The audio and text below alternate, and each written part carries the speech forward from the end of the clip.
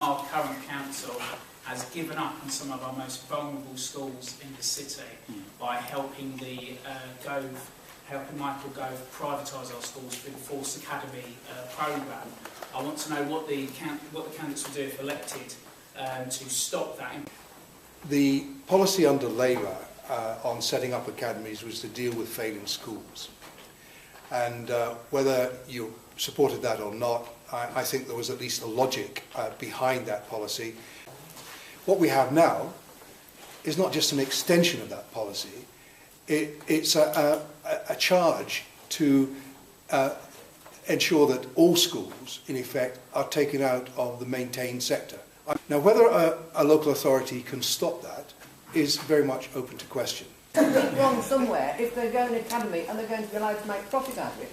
There's something wrong somewhere along the line. Because the government is providing money for educating our children, but that money is not being given to teaching, it's not being given to schools, it's not being given to equipment. I just wanted to come back on what Albert Board said, because actually I don't think it's good enough to say this is what the Tories are doing and there's nothing we can do about it. Because what's happening in this city is that the council are doing Michael Gove and the DFE's dirty work for them. They're going out to these schools and pushing them down the academy route before Gove is actually forcing them. And in some of those schools, the whole community is against academy status, the governing body's against academy status, the head teachers against it, and so are the staff. And I think you're just ducking the issue, actually, and I think you need to tell us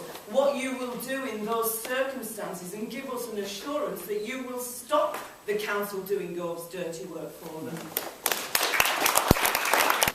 Would you want Gove to come in and designate the academy sponsor?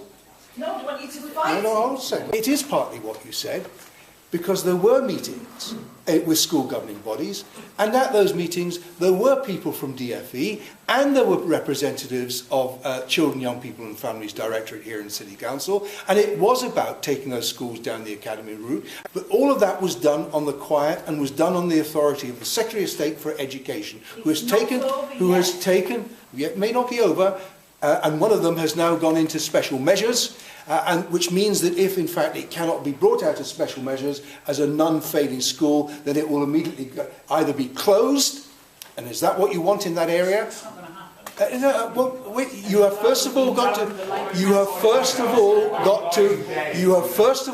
to get that school out of special measures and into a status where it is not a failing school.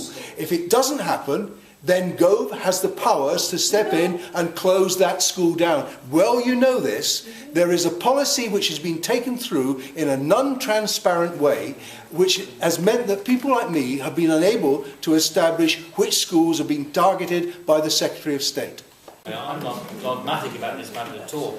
In fact, I think one's got to be. I don't think it's actually privatisation. I understand there are free schools. Sponsors and putting a lot of investment in.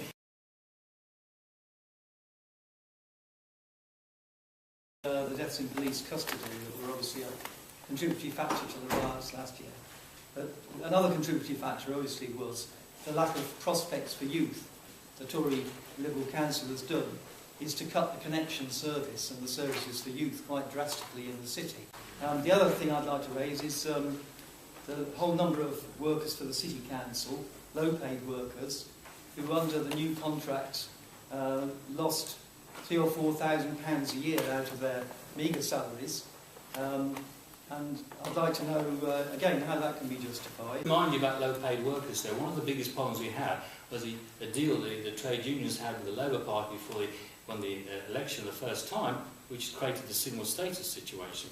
And single status has cost local authorities an absolute fortune. If you want the details, they can be made available. They all went through, they were consulted with the trade unions, they knew all about them, and they have all the figures. So no wage for everyone except women. That's what you're saying. Actually, you're so incorrect and hopelessly wrong, it's unbelievable.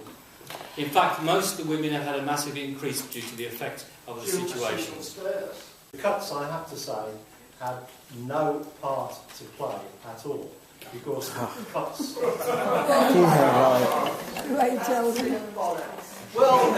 okay. The cost of poverty. Can I finish? Without... Yeah, okay. Yeah. Thank you. Thank you. Not one youth club had closed in the lead up to August. Not one job had been lost at Connections. There had been no cuts that affected the situation in Birmingham, full stop. So please, can we stop using it as an excuse for criminality on the streets? The money has been taken out of Connection Service in the 2012-13 budget, and the staff are going. So the amendment that I put before the Council was simply to try and keep the Connection Service in place until we got to that point in September where the Connection Service could, in fact, seat contracts with individual schools or groups of schools to provide a service. Once you've dismantled the Connection Service, you won't put it back together again. And unfortunately, that's the position we're now in. The coffers are empty. Effectively, that is the case. And so instead of trying to put right some of those things which have been affected by the Birmingham contract, and I said it earlier and I'll say it again, we have chosen to move forward on a living wage policy which affects the lowest paid employees of the City Council. What they said to us in essence is give up the ghost. Let's roll over and play dead. And is it Mr. Paul Tilsley? Yeah, you said about the bankers, you know, HSBC could move the jobs abroad. Well, before they do that, how about nationalising them and supporting workers that have been thrown on the dole through no fault of their own, and yet trying to live on a starvation benefit? And we're to put up with that. We need more jobs. What I would like to finally say is that I want to ask a question from the chair to the candidates. Are you supporting PCS and other unions who will be taking strike action on Labour Day? Anybody care to answer? Yes. Will I be there? Absolutely wholeheartedly. Absolutely.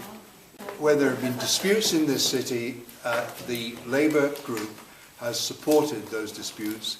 When they have coincided with activity in this council, the Labour group, Labour members have respected the picket lines and have not crossed those picket lines, and that will be the case again. Anyway, I would like to thank all the candidates and thank you all for attending.